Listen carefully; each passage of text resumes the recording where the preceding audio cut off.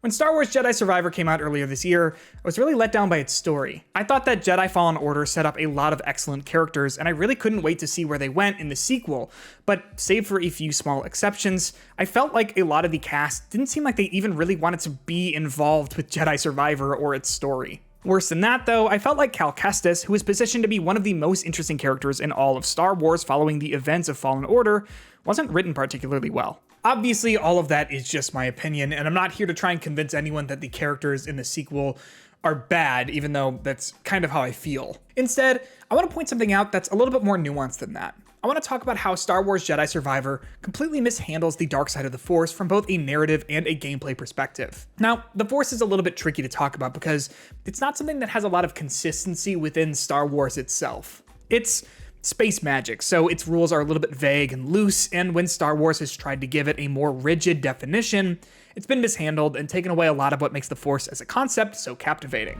What are midichlorians? The Force is generally broken up into two camps, the light side and the dark side, which are super self-explanatory.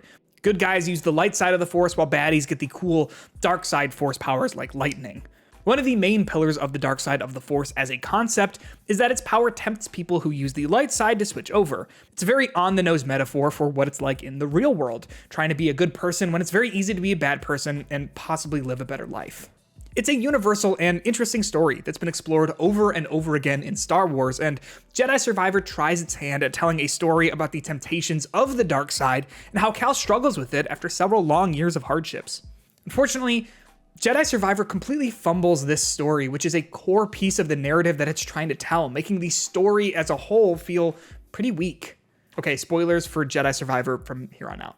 Throughout the story of Jedi Survivor, we hear and see how Cal has begun to doubt the light side of the Force and the Jedi after several tragedies befall him and his friends.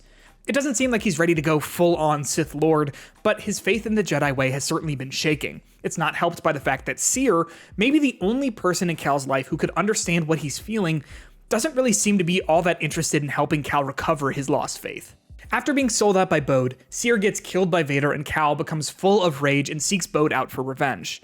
I think that this, at face value, is a great setup for what could have been a solid story about the pull of the dark side, but in execution, it's where the dark side subplot completely falls on its face.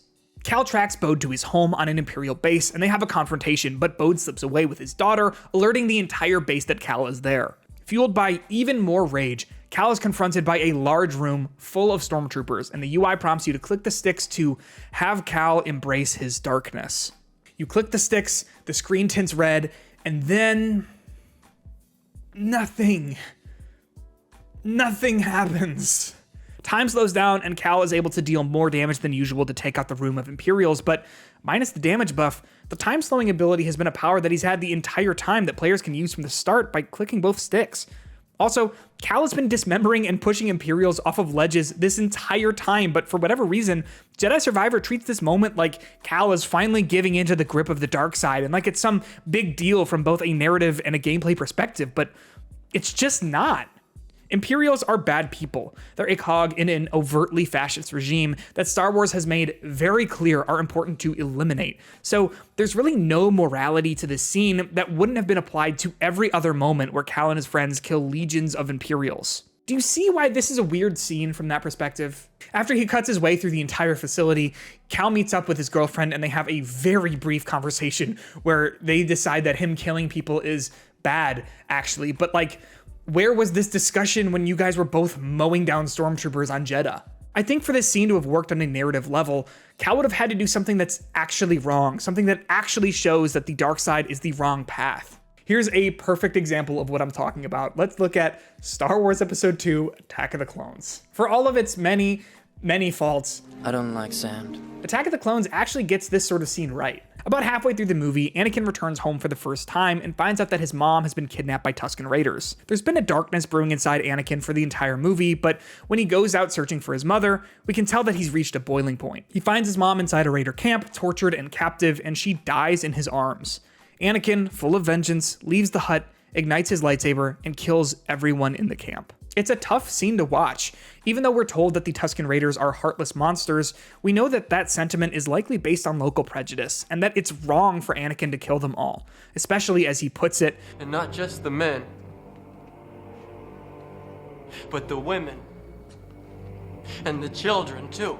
We certainly know how we're meant to feel when he says that he slaughtered them like animals. I know that this scene is really heavy-handed in telling us that Anakin tapped into the dark side and did something bad, but it's completely effective. We know exactly how we're supposed to feel and that he did something wrong. Jedi Survivor seems to want to have a similar scene, but it falls completely flat because we don't see Cal do anything bad. I'm not saying we need to see him kill women and children. The guy's not a monster, but the fact that there's not any morality to the scene, but that the game expects us to react like he's teetering on the edge of following the dark side is a little bit baffling from a narrative perspective.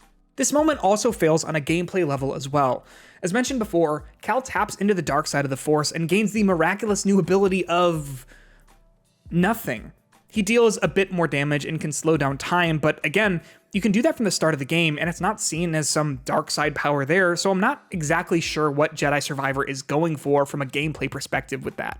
I think that the best sorts of games are able to get their themes across using gameplay mechanics, but Jedi Survivor says nothing about the dark side using its mechanics, despite asking you to click the sticks to have Cal embrace his darkness.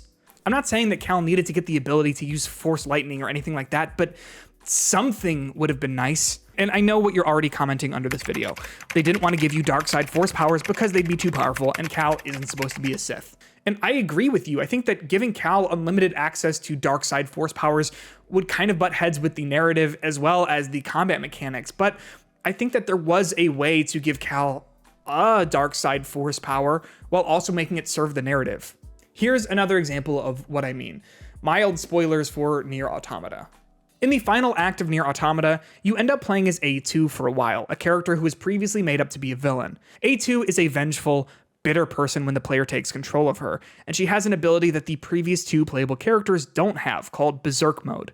Berserk Mode makes A2 move extremely fast and deal massive damage. However, when it's activated, her health rapidly drains. While there are certain builds you can create that can help negate the HP drain in order to use the ability for longer, I think that the ability itself is meant to mean something to the player. A2's rage and hate are pointless and can only end in self-destruction, something that's outlined by the game in its narrative in a few different places with A2 and 9S, and this mechanic does a good job of illustrating that point even further. When I played the game, I used the ability once and then ditched it because I learned my lesson. It's not something that was going to help me in the long run. The fact that I could still choose to use it whenever I wanted, but opted not to, gave me a stronger connection to the narrative themes of the game and to A2's struggle. I think Jedi Survivor could have benefited from a similar mechanic when Cal taps into the dark side. If he got access to a dark side ability that had some sort of negative gameplay implication like A2's Berserk Mode does, it would have done a lot to solidify the themes about the nature of the Force that the game is going for. It also would have helped the player connect more with Cal because they'd be put in the same position that he is, knowing that there's a powerful ability that they can tap into, but knowing that it'll destroy them. And I'm not trying to say that I know better than the developers at Respawn. You know, maybe they tried similar things to what I'm suggesting during development and they just didn't work. But I do think that this crucial moment in the game's narrative could have been one of Star Wars' best scenes, and it just isn't. That said, I'm still not entirely convinced that the game even really understands the dark side, since a similarly disappointing moment happens at the very end of the game as well. In the final boss fight, Bode is beating Cal in a fist fight and the screen goes black and prompts you to click the sticks to give into the darkness again. When you do, the screen tints red and Cal uses the dark side to lift Bode off his feet, and then the fight just continues without any follow-up on Cal using the dark side again. I can't have been the only one who was expecting more from these moments, right? Jedi Survivor wants to talk about the temptations of the dark side so badly, but says absolutely nothing about it. It doesn't even say that the dark side is bad. In fact, all we see it do is help Cal out of a few situations where he was in a lot of trouble.